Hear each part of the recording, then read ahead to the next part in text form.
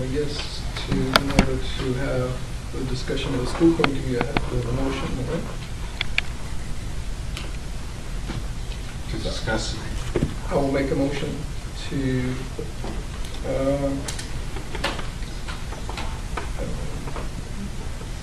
plan. The motion could be just to consider Mr. Nelson's proposal, and then you have to get a second and have discussion on it. I feel strongly that this kind of workshop absolutely makes sense, and so I will make a motion to actually set up such a workshop. Second. Okay.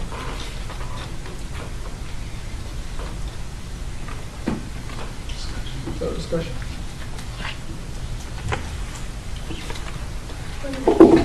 I have discussion. I printed out a bit of information just looking around at what other states were doing. And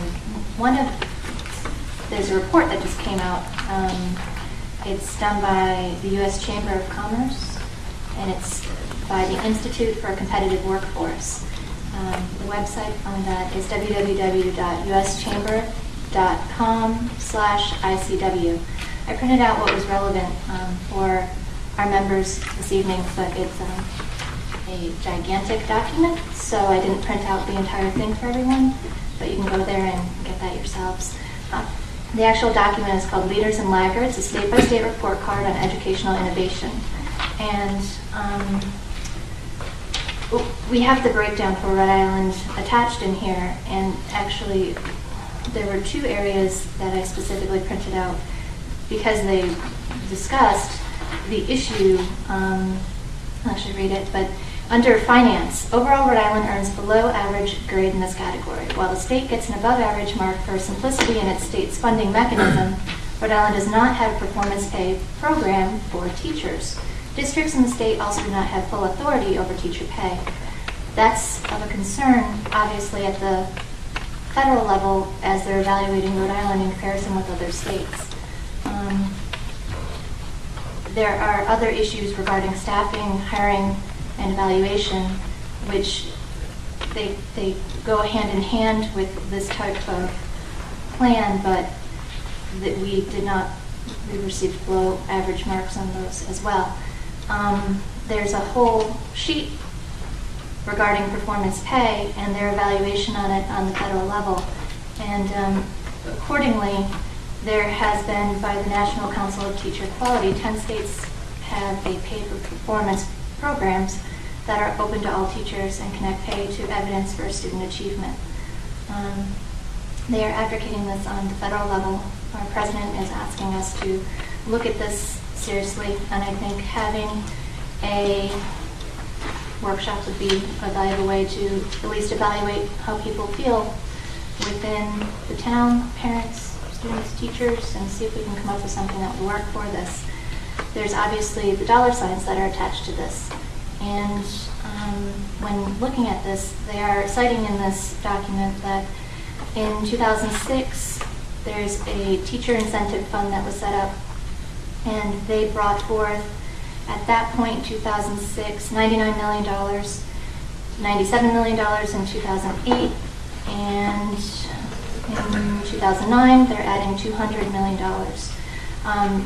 They're hoping to expand this program, and I think it would be worth looking at, because I think going to the taxpayers, although it would be a great sell to be able to say we would like you to pay more, if we can effectively incentivize students, teachers to work together to achieve what we're trying to achieve, test score basis wise.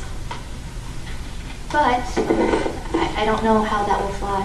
So I think looking at grants and looking at all alternative funds that are available regarding these programs would be at least worth the effort.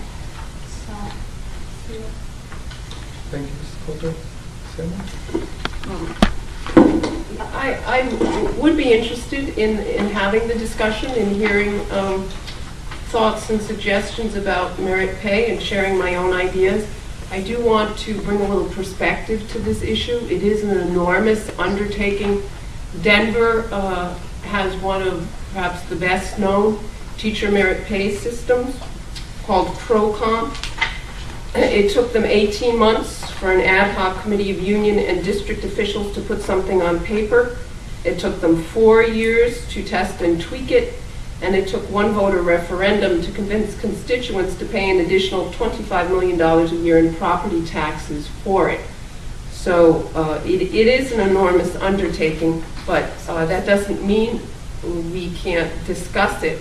I do have a few questions, though, for our school committee concerning our policies regarding scheduling workshops, because I'm somewhat new to the committee, and we haven't had a lot of workshops other than the workshops with the budget committee. And my first question is, what criteria do we use for deciding when we schedule a workshop rather than discussing an item on our regular agenda? And as an example, some parents recently asked us to consider offering an all-day kindergarten program, and we handled that on our regular agenda. But if the parents had specifically requested that we hold a workshop so that they could present data on the positive effect of all-day K on student achievement levels and to explore creative funding options, would we have granted that request?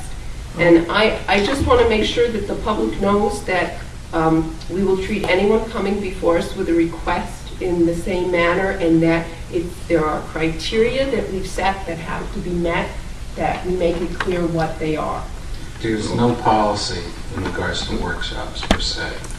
Normally, because workshops are usually designed for one topic, there's no vote taken, you receive input, and workshops are for when it's going to require a lot of time for a body, whether it's a school committee or city council or town council, to look into a subject.